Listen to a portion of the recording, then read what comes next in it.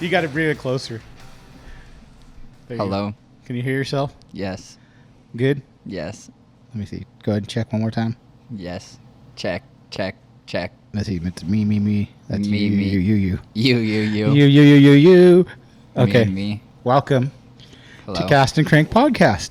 Is it too loud, the headphones for you? A little bit. Okay, you want them down? Yes, please. Better? Yeah. Okay. Today, I have the better of the two Purcell brothers. The better looking, smarter, more intelligent Matt Purcell. How's it going? I met Matt through Chris, and I followed Matt on Instagram before I knew who you were, and I would just see you always fishing. That's all you do. Yeah. You love fishing. I definitely enjoy fishing and making food, and that's about what I do on a daily basis. Do you, so when we talk about swimbait underground swim baits, when you guys got into fishing, was swim bait your thing too, or was it kind of both you and your brother just got into it at the same time? Really, he started kind of really dedicating himself to swim bait fishing more than I did. Kick the mic towards you a little. There you go. Perfect. I was kind of more just a little bit younger and kind of just trying to still catch fish, having fun. He moved up to LA and kind of didn't have the same type of bass fishing that we had down in San Diego. He started getting into swim bait fishing. I mean, we all knew about him and had him in our boxes, but he kind of got connected with Ben.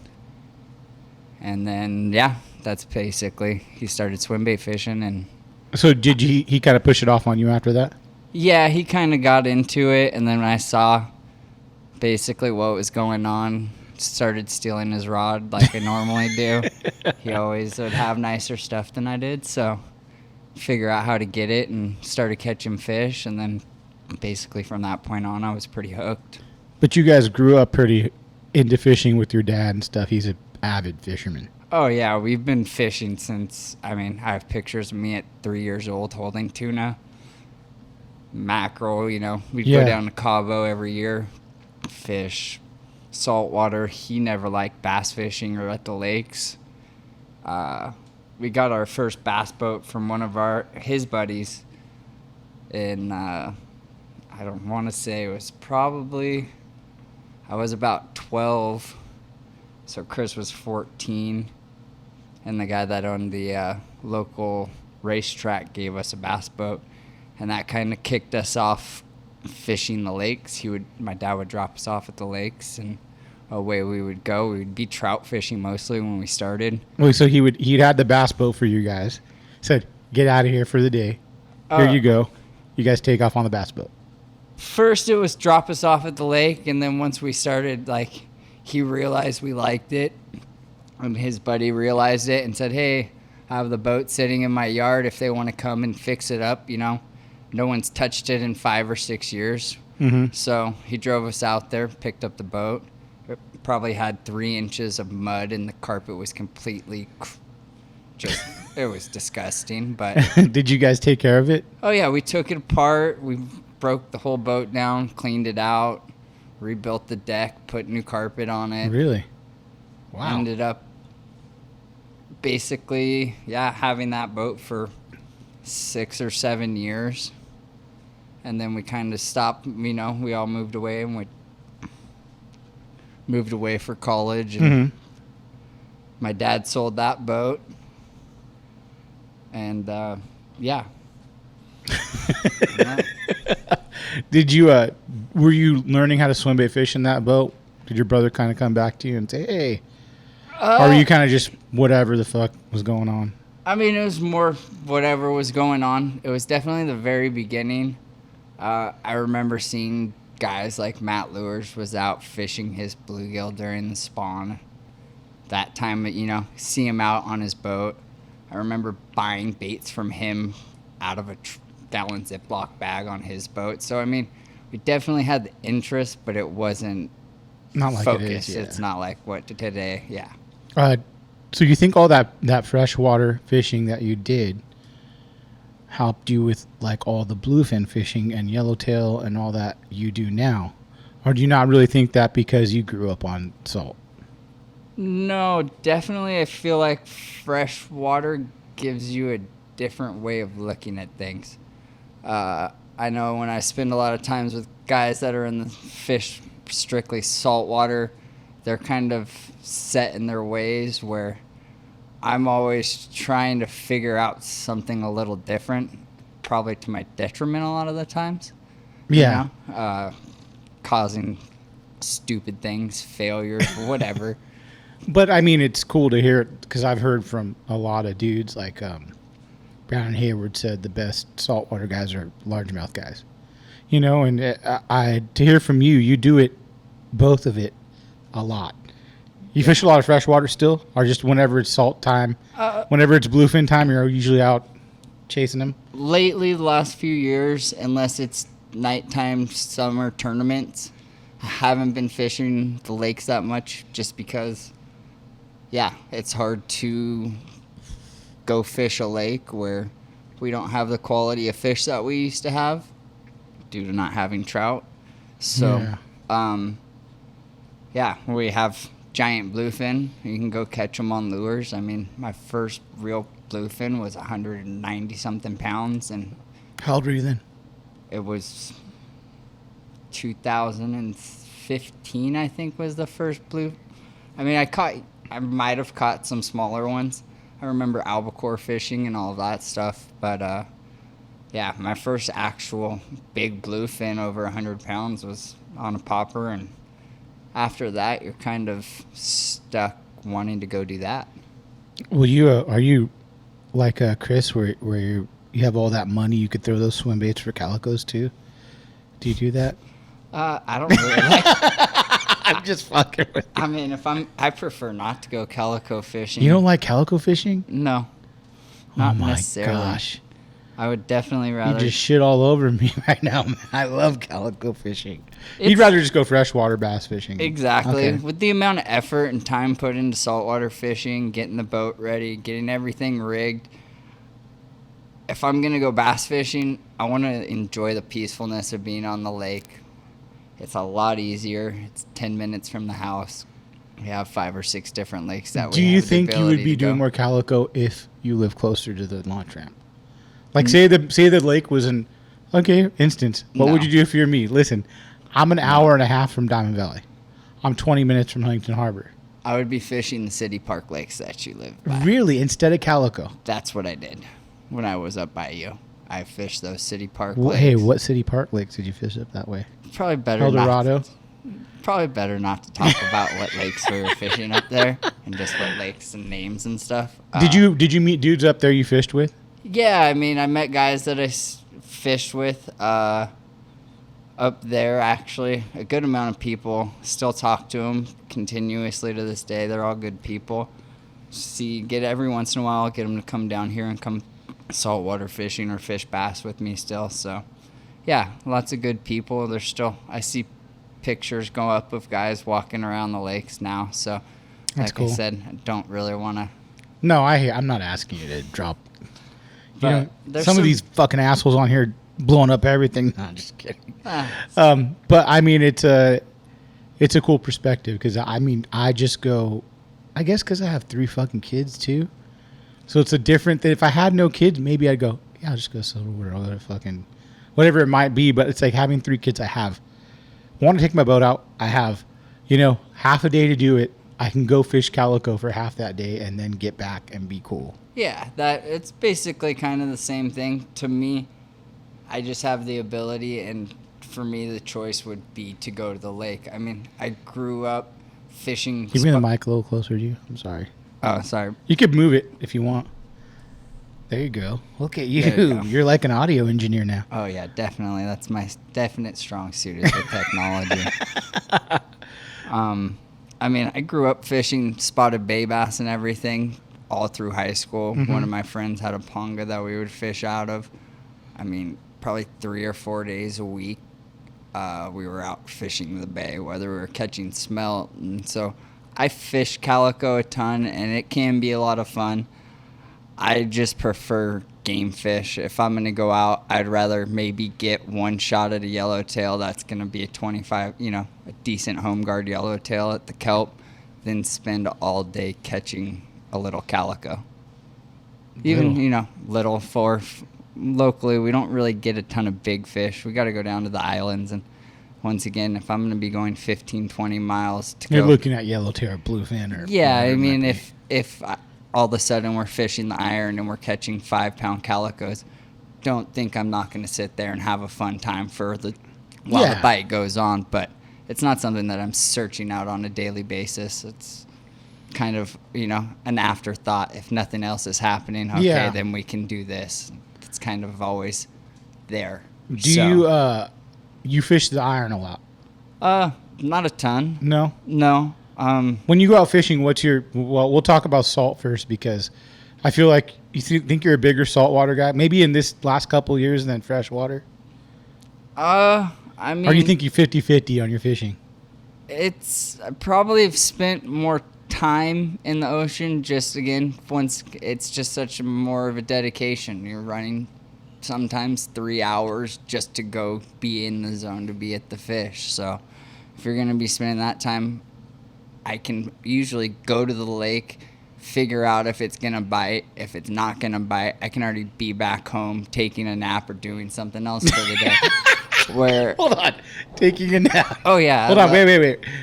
Don't skip over that. I love that you said part of your hobbies are taking a fucking nap. Oh, yeah. A daily nap is necessary. I mean, a lot of times when I'd be fishing and wake up at 5 o'clock in the morning, go fish, get home, take a nap, go to work from 2 to 11 o'clock, get home, get stuff ready, get to bed by 1, repeat the cycle. I mean, do you think that you had that job that you you used to be a chef, sous chef, right? Yes. Because you had those hours too? Did that play into the fishing thing? No, not necessarily. I mean, I've always really enjoyed cooking.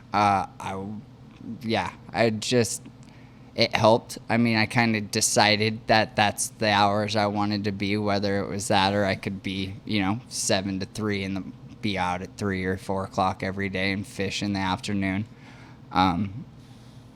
The position I was in, basically, that's the hours that I was stuck working. So, that's what you got to play around. Exactly. Figure out what you can do with what you want to do in your time and make things happen.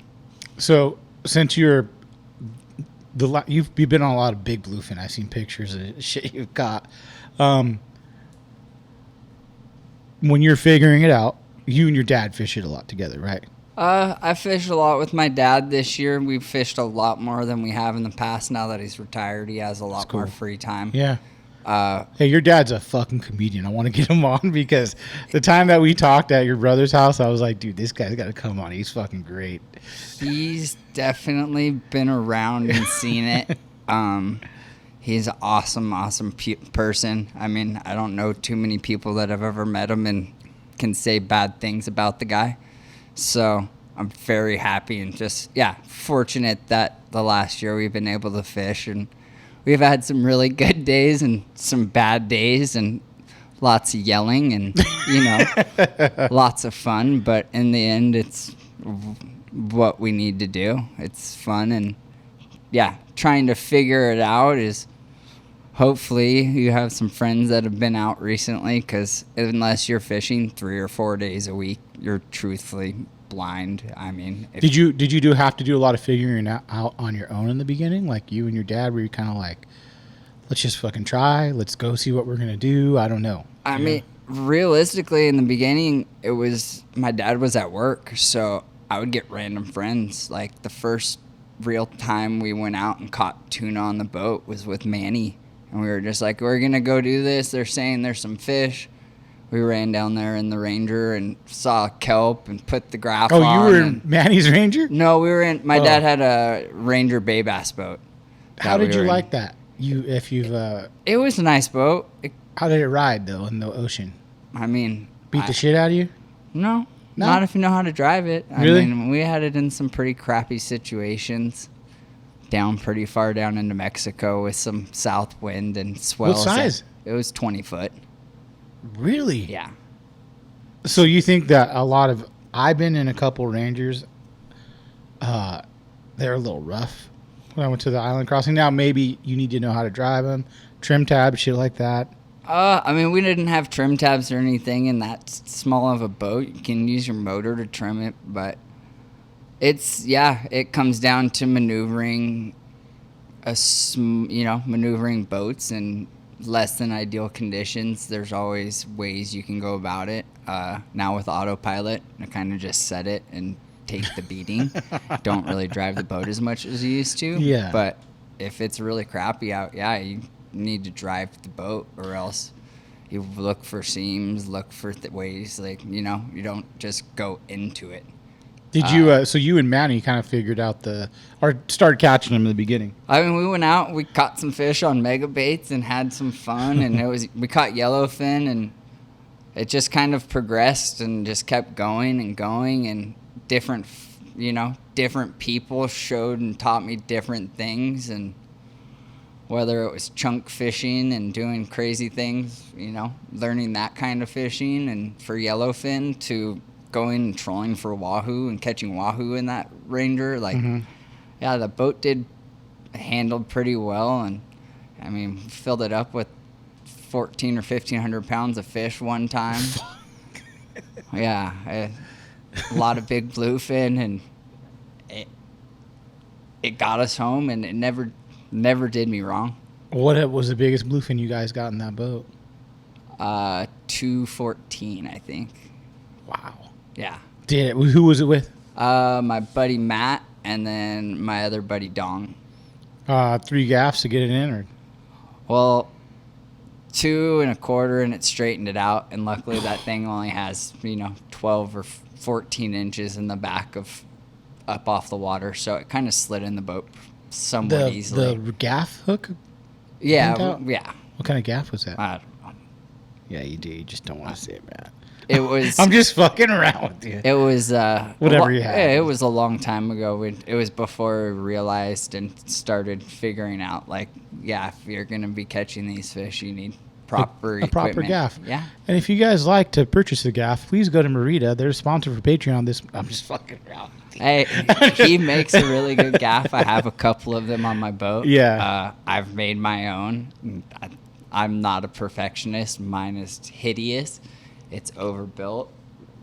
It will get the job done. It doesn't look anything like the gaffs that he makes. I mean, he does, let people do what their craft is, and pay them for their time and enjoy it, because they're going to make you something that you're going to have on your boat. If you take care of it, it's going to be on your boat until you pretty much destroy it. Yeah. 5, 8, 10 years worth of heavy lifting. So yeah. It's worth the money. No, I agree 100%. So when you started figuring out the big bluefin were here, you kind of figure that out on your own, or do you have anyone you credit, like stuff you learned to do? Like if you said, hey, Nick, who taught you how to, who helped you swim bait fish, or who helped you do this? I'd be like, well, Charles helped me swim bait. Oh, saltwater, Calico Bodies helped me a shitload. Jeff Leifson, do you have anyone you credit your saltwater? My buddy Bryce, probably in the beginning. He was the one. I was on his boat when I caught the big one. He knows everybody in the industry. He's ran big boats. He doesn't really work in the industry anymore, but he knows how to kill big fish. I mean, he's been doing it since he was 17 on giant boats down in Cabo, catching, 300 plus pound yellowfin. So 200 pound bluefin, you understand once, so he understands. He's super technical. He's very intelligent. He's an engineer. So everything's thought out. Very methodical. Yeah. So Bryce and, his dad goes back to, I grew up fishing with Bryce. I have pictures of all of us in our front yard. My dad and his dad were good friends. So this is like the brother almost. So yeah, it goes. You know what I'm saying? Exactly. Like it goes back that far. Someone over 20 years. Yeah, we have tons of pictures of us. We always my dad and his dad were partners in boats. If not, we would fish on his boat. And so, yeah. Does he freshwater fish also? Not really. No, just salt. Just salt. He will go bass fishing occasionally, but for the most part, it's saltwater. Yeah.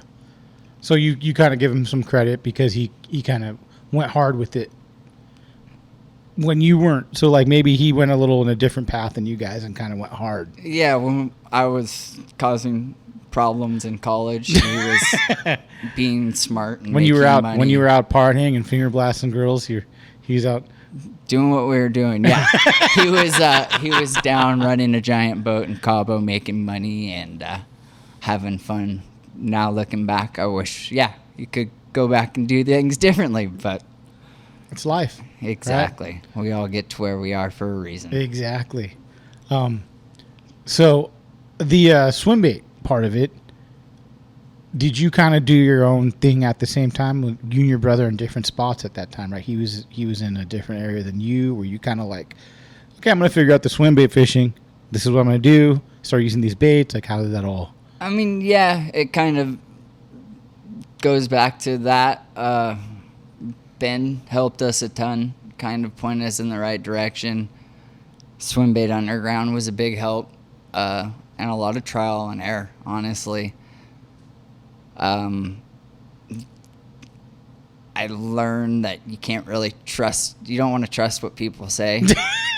I love how you're really thinking about it because I'm looking at you and you go, let me word this correctly. Yeah, like people will say. When someone says like, this is how a bait works, or this is what you need to do. Both. I mean, I've seen it time and time again where it doesn't matter what bait it is. If you know how to make it swim right, you can catch a fish. I mean. Okay, so here's a question for you since you said that. You think that the angler matters more than the bait? Yes. Really? Yes, 100%. So I could give you a S waiver, and I could use a Roman maid. Not I could use someone that's more. Yeah. You know, anybody, like a little. You just know how that bait works, so you're gonna fish it that way. You know what I'm saying? Like, because I feel like nowadays a lot of people are focused on baits more than, from what I've seen, from what I'm the way I'm analyzing it. Okay, I get to talk to. I've done 140 episodes, whatever. Mm-hmm. I feel like it's more about the bait. More like if you have this bait, you could work it a little bit. It's gonna get bit more than an S waiver or whatever. No, I mean. Yes and no. Okay. Certain baits will have certain qualities that are going to trigger a reaction out of a fish, or they're going to eat it because it's real. Mm-hmm. But at the same time, you can go down the bank with the most realistic bait and cast into the wrong direction all day long and never get a bite. So you're looking at conditions is more important than the actual bait for you. For me, yeah. When I'm fishing baits, I'll go down a bank and look and see something, and I'll be like, oh, I need to pick it. And I'll go through the box and grab one bait and make 3 casts. And sometimes I'll catch a fish and sometimes I won't. But what I'm seeing is telling me what to do. Like you said, conditions. You feel like dudes will go out and just throw something because they heard it's good? Oh, yeah. Yeah. I mean, whether they know it's good, they spend a lot of money on it. Whether it's, proven, whether it's not proven, they'll go. I mean, guys waste a lot of time fishing not knowing what they're targeting. Okay. Where they're targeting. Specific baits are meant to be fished in certain types of water. I mean, you can take a rat and throw it out over 50 feet and catch a fish occasionally. It's not going to be. That's just a gamble almost. You might as well just, it doesn't matter at that point if you're throwing a rat or a trout wake bait or any sort of wake, Because you're looking at the condition more than you'd be looking at the rat or that, like you said.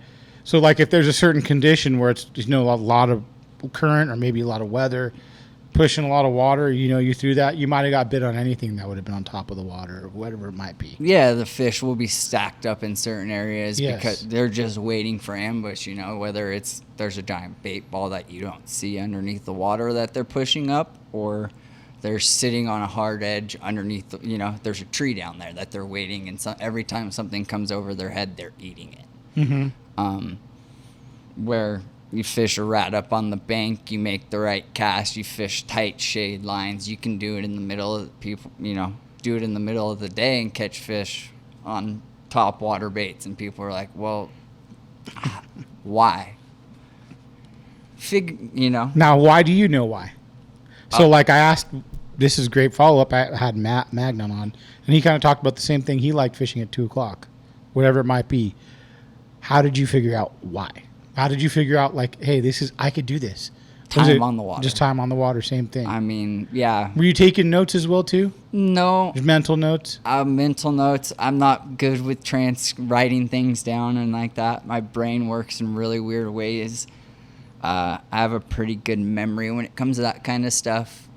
Also, if you have pictures on your phone from when you caught the fish, timelines line up. It's pretty easy to start looking at. Yeah, that's a good call, man. That's a really good call. You can always go back with what you have on your phone, line it up and go, okay, yeah, I caught fish in this moon phase. I was catching them at this time.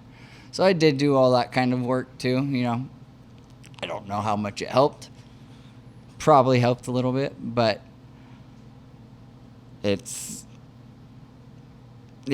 definitely... What's your PB? On a swim bait, it's 12.58, I believe. Yeah. Something close to that. That's I don't nice. know. I haven't looked On at the foot or picture. on boat? That one was on a boat. Okay. I'm not going to ask you the lake.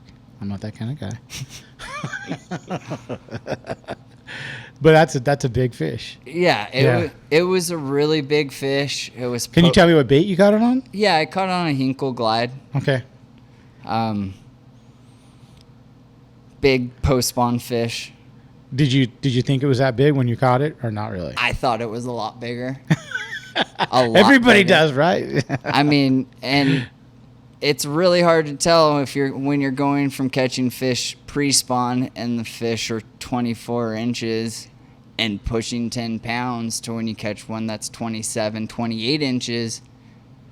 You're thinking, pushing 12. You know, like I'm not really looking at the frame of the fish. I'm looking at the length of it and coming over, and I'm like, oh, this is the largest fish I've ever had in this boat. Do you think it should have been 14? It Possibly. was what it was. Yeah. It didn't. Yeah, it was big. Hey, do you have a bigger one than Chris? Yeah. Yes. I mean fish, Yes. not Wanger. What does Chris have? His PB? I think. Well, I have a bigger PB, but it was on a bed when I was younger from shore, and I don't really. You do? Yeah, But you don't count it? Not. What was it? It was over 13. What is your take on fishing beds? It's not for me.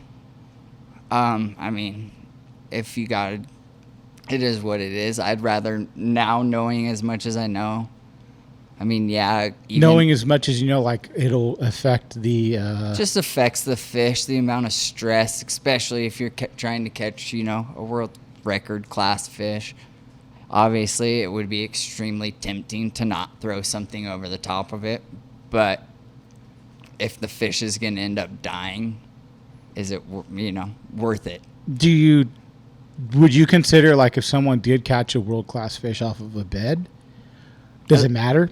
As long as it is what it is. As long as he's you caught fishing it legit, Yeah, and it okay. Doesn't snag it, not fishing, yeah. Following whatever local laws. Whatever the rules are. Yeah. Yes.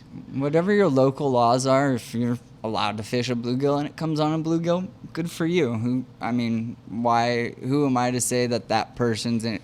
It's no different than using a night crawler. Yeah. Just as probably the next world record will come on power bait.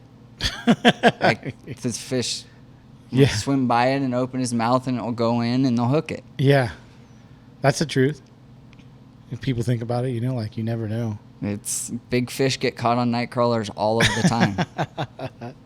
But you don't count that PB then because it's just on no. How old were you then? I really before I could 13, 14, 15? No, I was able to drive. So probably 16. 16 or 17? Because I was just able to drive to the What lake. how horrible. Your PB, you had to be 13 pounds from when you were 16 years old to that time, right? Yeah. That's like my first, I don't have a big one by any means. My first largemouth, my PB was a 7. And I almost caught a swimbait fish that big, but it's a decent fish for the first time I really got into bass fishing, like. So, I mean, for me to having to beat a bigger record than that was hard. Are you looking to get that 14? Yeah, that's pretty much all that.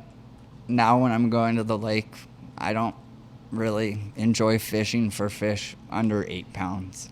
Really? I mean, if I'm fishing in a tournament, it's worthwhile. I enjoy the. So here's the question: since you're tournament, you did a lot of what, the ABA stuff? Down in San Diego, we have a San Diego Team Series, okay, which is like ABA, just kind of a local nightly or weekly, or it's once a week. It's a tournament series once a week. It's 1 week a month. 1 week a month. Yeah. Okay. Sorry. So how do you transition from being the swimbait guy to the tournament guy? I mean, are you drop shotting? I will if I have to. You know what I'm saying? Like, what's your mindset then? Because do you feel like since you had like a hard mindset to go catch those 8-pounders, are you using the same thing? Like, are you no, at, I don't fish the bait. Like, the bait that I'm fishing for fun on a weekend or, during the week is not something that I'm usually going to fish in a tournament. Maybe sometimes during, like, rats and stuff. Yeah, but the big trout baits, you can't go into a tournament expecting to get 3 to 5 bites on that bait, especially now, I'll be using an 11 to 14-inch bait a lot of the times. I'll be lucky to get a bite. Mm-hmm. On a good day, I'll get 4 or 5. Hopefully they stick. Yeah. But I know for just as many days that I don't get a bite, I will, good things will happen on one side or the other.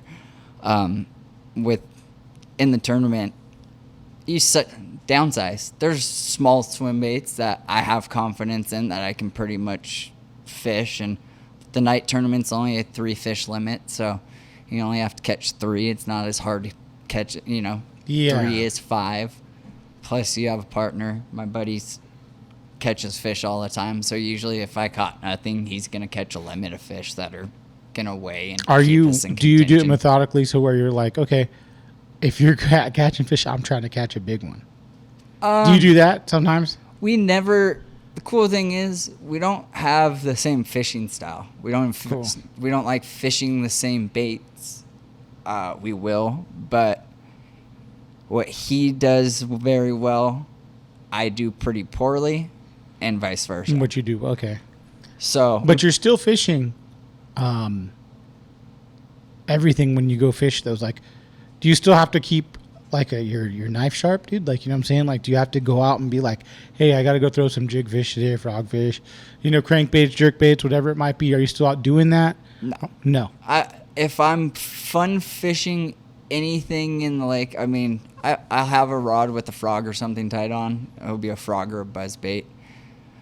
If they're not eating a swim bait, it's kind of hard to beat both of those bites. I mean, everyone loves topwater bites. Yeah. And you can get good fish on. I've caught plenty of 7, 8s, and 9s on big buzz baits and frogs. So you're not pre-fishing when you do these tournaments? I don't. Yeah, very rarely. You don't need to. You don't feel like you know enough about what you got to do. I mean, the lakes here, I've fished them for long enough. It's more, I'm not that serious about it. I'm having fun. So if we go out and pre-fish and catch a bunch of fish, usually when we get to the tournament day, it's never going to happen the same way. So my buddy would fish all of the time. He's fishing every tournament series, so he kind of had a general beat on what was going on. But yeah, if I didn't know, I'd okay with going out and not being at a lake for a year. And Albus did it last week and just go fish one of the night tournaments. I haven't been to the lake in over a year, but whatever. If you catch them, you catch them. If you don't, you don't. What kind of rods are you using? I fish all LDC rods, and then everything else is the Daiwa stuff. Oh, really? Yeah. Yeah. All my traditional rods are all the Daiwa rods. Yeah. What about your spinning reel? I want to know what you use. I don't have a spinning reel. When you drop shot, you don't do a spinning reel? I don't drop shot little worms. Big worms only. Yeah. Look at you, man. Big baits only over here, huh? I guess. If you want to consider an 8-inch worm a big bait, go for it. No spinning gear, huh? No. Never. Just when you were young catching trout, huh? When I first started drop shotting, that's what I'd fish on. My feeling with spinning rods, you just don't have control over the fish. So, if I hook the one fish that I want it to be on a spinning rod, you're screwed. Yeah. If you can watch it, the guys in the tournaments as they play those big fish, and yeah, they catch a lot of them, but I don't want to deal with that. I want to hook a fish and reel it into the boat. Did you ever think about trying to be a FLW guy or when you were younger? No? No. Not really. It's all for fun for you. More for fun. Like, I would go up and fish like the one bass up in Clear Lake, places that, some of the mother lode lakes, I probably would enjoy that, but it's more for fun. Yeah. Not a career. No. But you want to be boat captain, though, right? I like to run a boat, sure. That's your thing right now. Those bluefin, you're hoping they stick around a little while, huh? Oh, yeah. I'd like to do that. I'd like to go down to Mexico. It's been a while since I spent some time down in Cabo. It'd be nice to get down there again. Because of COVID, dude, you can't do anything right now. Everything's open. You can go. Yeah? Yeah. Did you guys have a slip? No. No? No, we trailer our boat. Okay. So it's going to be like, what happened when they closed the dock? You couldn't fish then, right? No.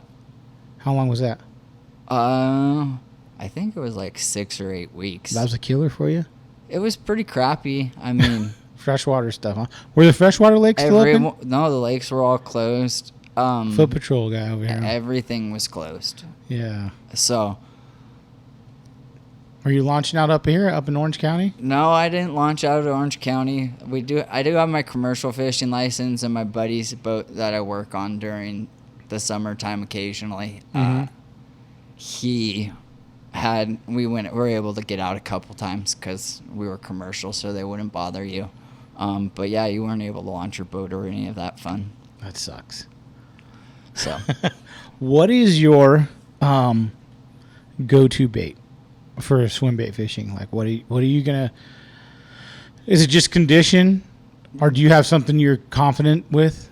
Like a bait, like you're like, I just love using this bait, or I like fishing the Clash and the Tiny Clash a lot. It's just a super versatile bait. You can fish it like a crankbait. You can fish it like a glide bait. You can fish it like a jerk bait. It just has a bunch of different versatile options. A lot of it has to do with what kind of lake I'm fishing, what the forage that the fish is going to be feeding on at the time. So, I mean, it's changing pretty consistently.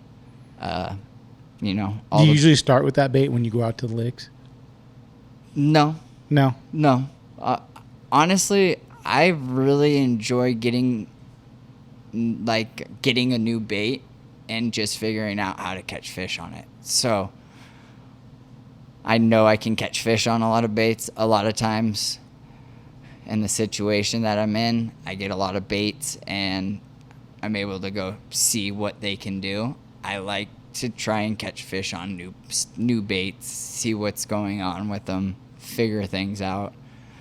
So that to me is kind of the fun part of it now that we don't have big fish in all of our lakes. That's a good idea for people just to take a bait and figure it out. Okay, put it to the side, get the next bait, figure that out. I mean, that'd be if I could recommend anything, I would definitely say that. Get, whether it's, 2 or 3 different baits, a soft bait, something that, you can rig to float, suspend, or fish on the bottom. Figure out how to rig it all 3 ways so you have one bait you can fish in every water column. Find a couple hard baits that can kind of more or less do the same thing. Obviously, everything's not perfect, but different baits have the abilities to get, 8 or 10 feet. If you're fishing the bank and fishing a lake, it's completely different as well. I mean, it's really hard to say, I'm going to take these 5 baits. If I'm going to the ponds down the street, it's not going to be the same bait Not that at if all. I get on the boat, what's going to be on my boat. Mm-hmm. Even though they'll catch fish at both places, as you get to a bigger body of water, Better tool design for that body. yeah. Start growing your.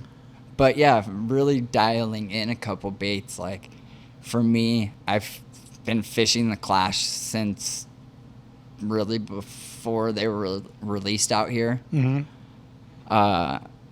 So you're very confident with that bait then? Yeah, and it's tricky, you know. The bait, realistically, you need more rod setups than you do baits. You need an 8-to-1 reel and a 5-to-1 reel and one bait. So the rod would be the same, but for fishing it in the different styles of it, you need 2 different reels. If you're trying to fish it with the intermediate, like a 6-to-1, it doesn't really do either of them right. Yeah. If you get it right, it does certain things that no other bait can do. I mean, And you sat there then and really broke this bait down and kind of like, man. I've gone through a few of them, caught lots and lots of fish on them. Yeah. I mean, they produce, so that kind of stuff's cool. Big glide baits, obviously, 250s. I've caught tons of fish. Hinkle glide, caught a ton of fish. I like fishing bigger baits usually. So. Yeah. Yeah. What's your small swim bait you'll throw?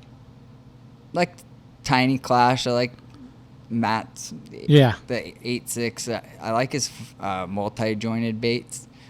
Glides are cool, but when everyone else is fishing them, I like fishing different, you know. Yeah. Thinking outside the box. I think that's the biggest thing too. The 2 things I could take away from your podcast, if I was really going to research, is figuring out a bait and thinking outside the box. Because I feel like if everyone's seeing something all the time, you're, Yeah. you know, like the fish is going to see that fucker all the time. You know.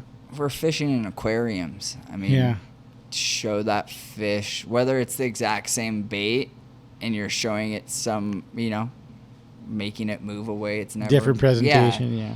And there's something that reaction can't change. They have to react to it at a certain point. Yeah. I agree 100%, dude. So Great breakdown on swim baits. Appreciate it. Thanks for coming on the podcast, dude. no problem. Appreciate the talk. Do you have any sponsors? Not really. I mean, Dio is always taking care of me. Simrad and Lawrence takes care of us as well. Kind of. What about that hat you have on your head? Well, Swimbait Underground's I'm pretty sure someone will be mad at you if you don't say that. not necessarily a sponsor, but I spend lots of time there. Do you help out with swim Yeah, shipping stuff and whatever they need me to help out with on any given day. If something happens with my brother and he's out of town, or he wants to go hunting and something needs to get, you know. you're the warehouse guy. I'm a backup logistical person for him that helps out whenever he needs it. So, Yeah, that's nice. you know, he's got a couple kids now, so Yeah. life gets hectic. And, Yeah, uncle over here, huh? Oh, yeah. Yeah, that's fun. Oh, yeah. We'll train the savage. Little one's coming soon. It'll be good. Well, thanks again, Matt, for coming on. This Thanks was a for fun having one. me. I liked your perspective, and hopefully we can go fishing, man. Let's do it. All right, take care. Yeah.